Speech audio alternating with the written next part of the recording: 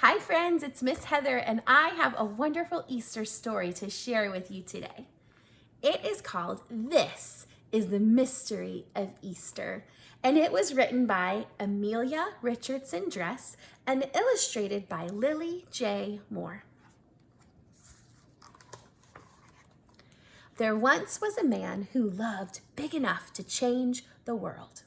People knew he was in God and God was in him. Everywhere he went, people would ask him, "What's the best way to live?" This man, whose name was Jesus, would answer,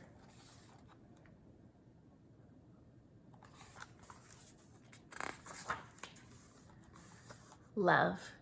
Love God, love yourself, love everyone else."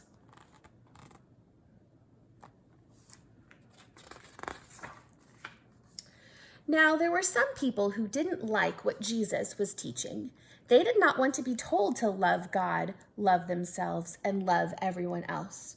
It's a very hard thing to love that big. Instead of learning this hard thing, they decided to have Jesus killed.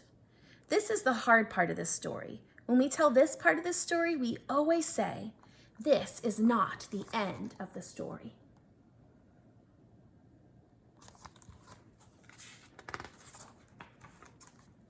The hard part of the story is that Jesus' enemies did not want to learn to love, so they had Jesus killed on a cross. The cross reminds us of a very sad thing. Jesus' friends, the ones who knew that he was in God and God was in him, were very sad. They remembered how they felt when Jesus was around, like God was with them too. Their hearts were broken.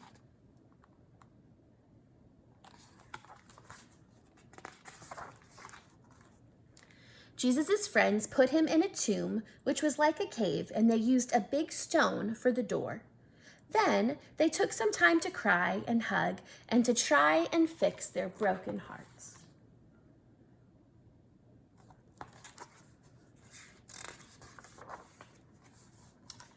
Later, several of Jesus' friends went to the tomb where he was buried.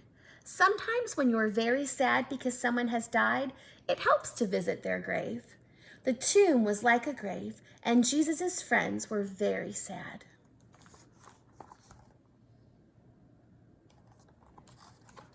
When they got there, they discovered that the huge stone that had been blocking the entrance was out of the way.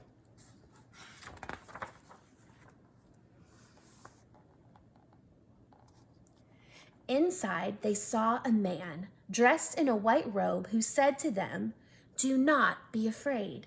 You're sad, but here is good news. Jesus is alive again." This is a mysterious story. This is the story that changes the cross.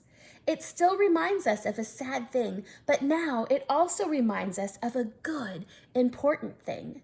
Now it reminds us that no matter what happens, no matter how hard things are, we are with God and God is with us.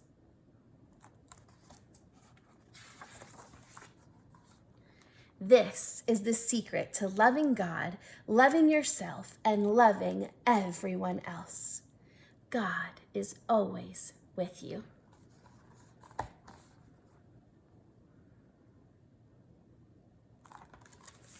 Friends, you are so loved and God is always with you.